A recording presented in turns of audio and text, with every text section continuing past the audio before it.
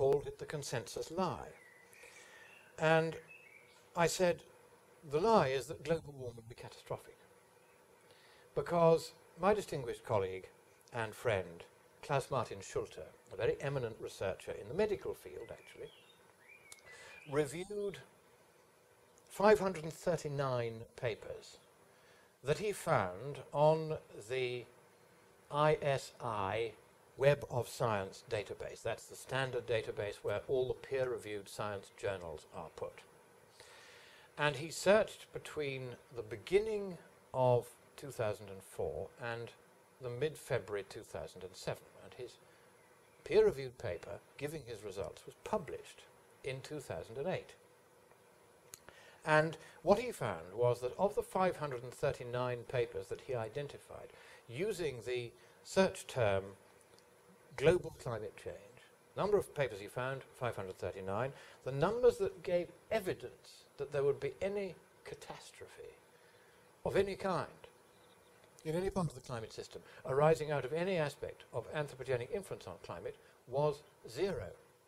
There was only one paper that even mentioned the possibility that there could be a catastrophe, and that didn't give any evidence. So it was 0. That's the consensus. And the slide is clearly labelled Schulte 2008.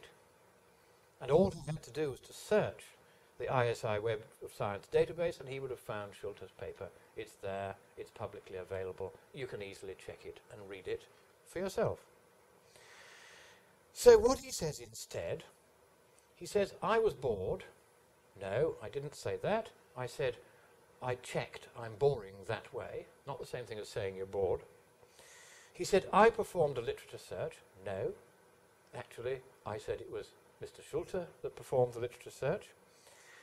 And he says, I searched all articles between 2004 and 2007. No, between 2004 and only February 2007.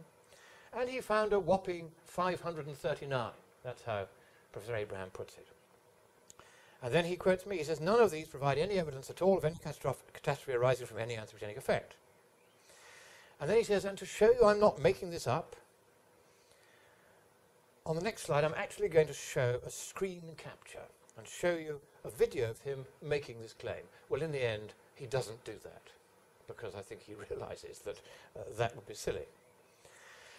So that's what he said. And then, having been told, because I mention it in my talk, that it was the ISI Web of Science database that was searched, and that it wasn't searched by me, he decides he will do his own search on Google Scholar. And Google Scholar contains all sorts of stuff, a lot of which hasn't been peer-reviewed. Did he use 2004 to mid-February 2007? No, he used 2004 to 2007, the whole of 2007. Did he use the exact phrase, global climate change? No, he used a paper which contained all of those words, but not necessarily all together. So he used the wrong search term on the wrong database and for the wrong period, and he came up with 628,000 hits. Most of which, of course, were not peer-reviewed papers, most of which had nothing whatever to do with the subject. And in any case, none of them met the criteria which Klaus-Martin Schulte had chosen. And why did those criteria matter? Because they were the criteria that the historian of science, Naomi Oreskes, had used in a notorious paper she had written in Science magazine in 2005, giving results of a search that she had done between 1992 and 2003, using the same database and the same search phrase, the exact search phrase, global climate change. She had found 928 papers in that earlier period, so that we had found 539 in a far shorter period was not a surprise. It was a perfectly sensible result. But instead of admitting that that's what we did and trying to replicate what Mr. Schulte actually did, using the right database, the right search term, and the right period. No, he goes off and does a completely irrelevant search of his own.